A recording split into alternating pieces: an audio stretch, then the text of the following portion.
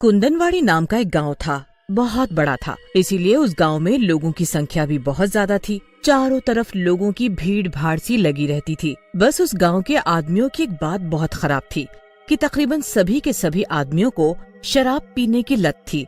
सुबह होते ही बस सबने मिलकर एकजुट बनाया और एक पेड़ के नीचे जाकर बैठ जाते शराब पीने। एक दिन जगन सुबह सुबह अपनी पत्नी से लड़ने लगा। उन दोनों की लड़ाई सुन सभी गांव वाले उनके घर के पास इकट्ठा हो जाते हैं।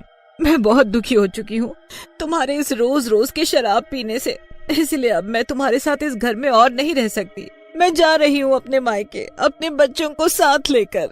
हाँ ठीक है ना, जाओ।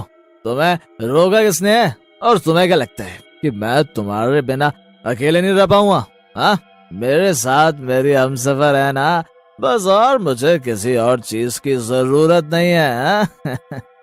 जा रही हूँ मैं, अब कभी वापस नहीं आऊंगी। तभी गांव की कुछ औरतें मीना के पास जाती हैं। मीना, ये तुम क्या कर रही हो? क्यों जा रही हो अपने पति को छोड़कर? विद्या बिल्कुल सही बोल रही है। मीना तुम्हारा ही पति नहीं, हम सब के पतियों को शराब पीने की गंदी आदत है। क्या हम सभी भी तुम्हारी तरह घर छोड़कर चली जाएं? अरे थोड़ा ठंडे दिमाग से काम लो और ऐसे इस गांव को छोड़कर मत जाओ। हम सभी तो तुम्हारी कुछ लगती हैं। क्या तुम हमें छोड़कर ऐसे चली जाओगी? हम सब मिलकर इस समस्या का कुछ हल निकाल लेंगी। सहेलियों के समझाने बुझाने के बाद मीना गांव में रुक जाती है। वो अब घर छोड़कर नहीं जाती, पर दूर झाड़ियों के पीछे बैठी एक चुड़ैल सब देख रही थी और सबकी बातें भी सुन रही थी। सब समझ आ गया मुझे, और आगे क्या करना है ये भी समझ गई मैं। चुड़ैल एक बड़े से मटके में खूब सारी लस्सी बनाती है और एक लंबा सा घूंघट ओढ़कर और सिर पर लस्सी का मटका उठाकर घुस जाती है गांव के अंदर। ये ठीक है। इस घूंघट में मुझे कोई पहचान भी नहीं पाएगा और इस तरह मेरा मकसद भी पूरा हो जाएगा। अब मुझे शुरू हो जाना चाहिए। लस्सी ले लो, लस्सी मीठी मीठी ताजी ताजी और ठंडी मलाईदार है मेरी लस्सी। लस्सी ले लो, लस्सी। एक बार मेरे हाथ की बनी लस्सी पियोगे तो बार बार मेरे ही पास आओगे लस्सी पीने। तभी वहाँ खड़ी एक औरत उस लस्सी वाली के ऊपर जोर जोर से हंसने लगती है। तुम्हें पता नहीं कि तुम गलत जगह आ गई हो। इस गांव में तुम्हारी लस्सी कोई नहीं पिएगा। तुम ऐसा क्यों बोल रही हो?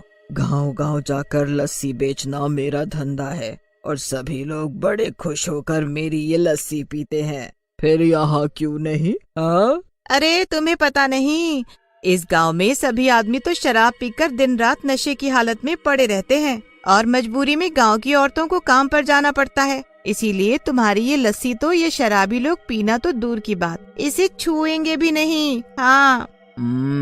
कोई बात नहीं, पर तुम तो यहाँ हो ना, तो तुम ही पी लो मेरी मलाईदार लस्सी। बस एक गिलास 2 रुपए। अच्छा ठीक है, तुम इतना बोल ही रही हो तो पिला दो लस्सी अपनी। चुड़ैल की लस्सी पीते ही ममता के मुंह से वाह निकलता है। आहा, ये तुम्हारी मलाईदार लस्सी तो वाकई बहुत स्वादिष्ट है। मुंह में जाते ही मानो पूरा शरीर ठंडा हो गया और इसे पीते ही कितना तरोताजा लग रहा है। तुमने लस्सी नहीं मानो कोई अमृत पिलाया हो मुझे। अगर तुम्हें मेरी लस्सी इतनी ही स्वाद लगी और अमृत जैसी लगी तो एक गिलास ये अमृत अपने पति को नहीं पिलाओगी? नहीं नहीं, ये काम मैं नहीं कर सकती। अगर मैं ये लस्सी का गिलास अपने पति के सामने लेकर गई तो मेरा पति मुझे बहुत मारेगा और मुझे घर से भी निकाल देगा। फिर मैं कहाँ जाऊंगी? अरे डरना छोड़ो और मेरी बात मानो। अपने पति की शराब की बोतल को खाली करके उसमें ये लस्सी भर दो। मैं तुमसे वादा करती हूँ कि तुम्हारे पति के मुंह में ये लस्सी जाते ही वो शराब पीना छोड़ देगा, क्योंकि उसे मेरी इस लस्सी की आदत हो जाएगी। देख लो। अगर ऐसा करने से मेरा पति शराब पीना छोड़ देगा तो ये काम मैं जरूर करूँगी। लाओ, दो मुझे ये लस्सी। लस्सी देकर चुड़ैल वहाँ से चली जाती है।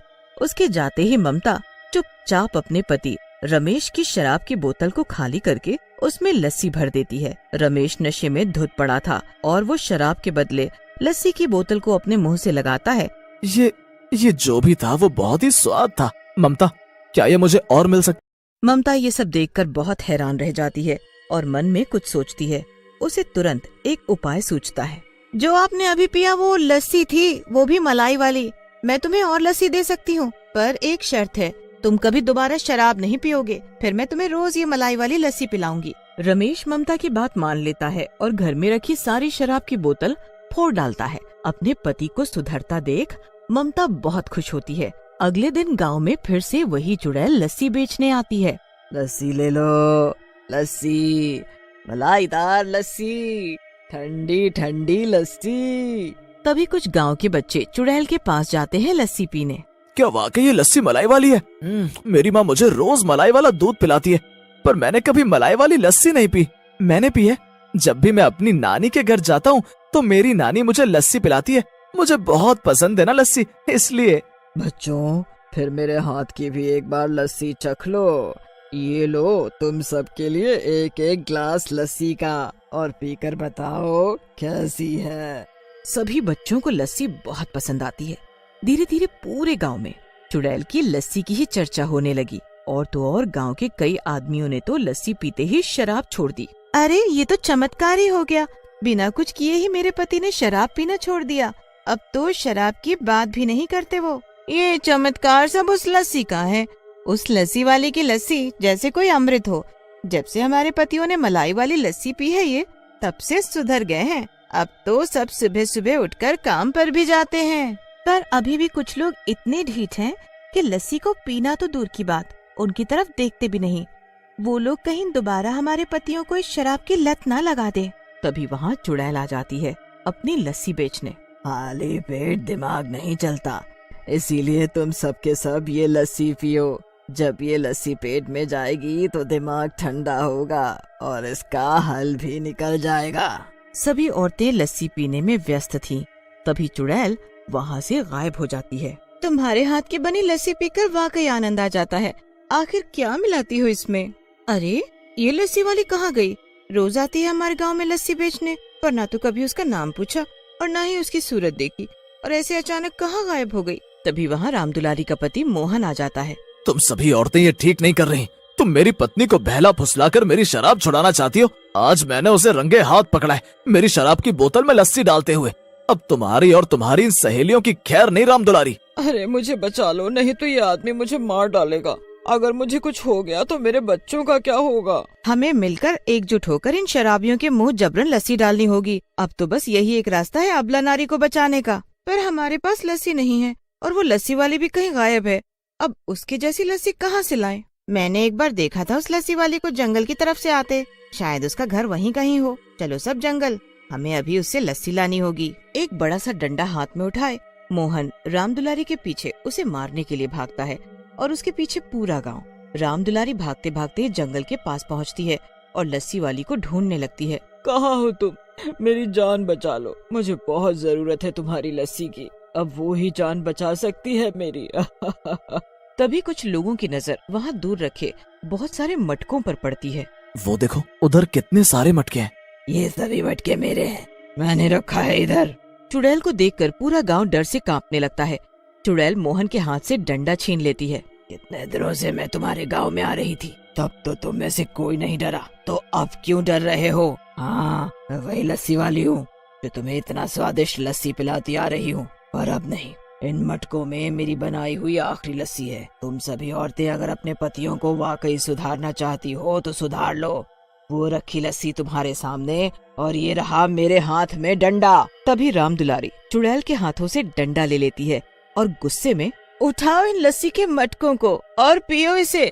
अगर नहीं पिया इसे एक सांस में तो यही डंडा पड़ेगा, और अगर उसके बाद भी बच गए तो वो चुड़ैल नहीं छोड़ेगी तुम्हें। मोहन तो क्या, पूरे गांव के आदमी लस्सी का एक एक मटका उठाते हैं और पी जाते हैं, सारी लस्सी गट गट करके। फिर क्या था, लस्सी पीने के बाद सभी आदमी अपनी अपनी पत्नियों से माफी मांगते हैं और ये भी वादा करते हैं कि अब वो कभी शराब को हाथ भी नहीं लगाएंगे। गांव की औरतों को दुखी रोता देख मुझसे रहा नहीं गया, इसीलिए मैंने ये जादुई लस्सी बनाई और एक एक करके सभी को पिलाई। पर अब सब ठीक है और मेरा मकसद भी पूरा हुआ। अब मैं चलती हूँ किसी और गांव में कुछ और शराबियों को सुधारने। अब पूरा गांव खुश था। सभी पत्नी पत्नी में पहले जैसा प्यार, मोहब्बत और इज्जत था।